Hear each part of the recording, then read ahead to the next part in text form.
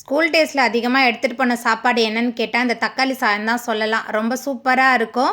பிரேக்குக்கு முன்னாடியே ஃப்ரெண்ட்ஸ் திறந்து சாப்பிட்ருவாங்க. அந்த அளவுக்கு ரொம்ப ருசியாக இருக்கும். அடுப்பில் கடாய் வச்சு எண்ணெய் சேர்த்து எண்ணெய் சூடான பிறகு கடுகு, உளுத்தம்பருப்பு, கடலைப்பருப்பு சேர்த்து பொரிஞ்சதுக்கப்புறமா பொடியாக நறுக்கின 5 பூண்டு பல், பொடியாக நறுக்கின 2 பெரிய வெங்காயம் சேர்த்துட்டு வதக்கிடலாம். வதங்கி வந்த பிறகு கொஞ்சமாக கருவேப்பிலை சேர்த்துக்கலாம்.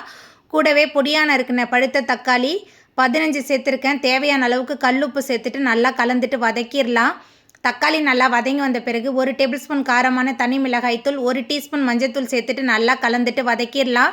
தக்காளிலேருந்து தண்ணி நல்லா பிரிஞ்சு வரணும். நல்லா வதங்கி எண்ணெய் பிரிஞ்சு வந்ததுக்கு அப்புறமா இதில் வேக வச்சுருந்த சாதம் சேர்த்துக்கலாம். சாதம் வேக வைக்கும் போதே கொஞ்சமாக உப்பு, எண்ணெய் சேர்த்து தான் வேக வச்சுருந்தேன். சாதம் சேர்த்துட்டு நல்லா கலந்ததுக்கு அப்புறமா பொடியான நறுக்கின கொத்தமல்லி சேர்த்துட்டு நல்லா கலந்துட்டு நமக்கு பிடிச்ச சைடிஷோட வச்சு சாப்பிட்றதுக்கு இந்த தக்காளி சாதம் ரொம்ப சூப்பராக இருக்கும். ஒரு முறை நீங்கள் செஞ்சு கொடுத்துட்டிங்கன்னா அடிக்கடி இதே முறையில் செய்ய சொல்லி கேட்பாங்க. உருளைக்கிழங்கு வறுவல், கத்திரிக்காய் வறுவலெல்லாம் வச்சு பரிமாறி பாருங்கள். ரொம்ப சூப்பராக இருக்கும். வீடியோ பிடிச்சிருந்தா வீடியோக்கு ஒரு லைக் கொடுத்துருங்க.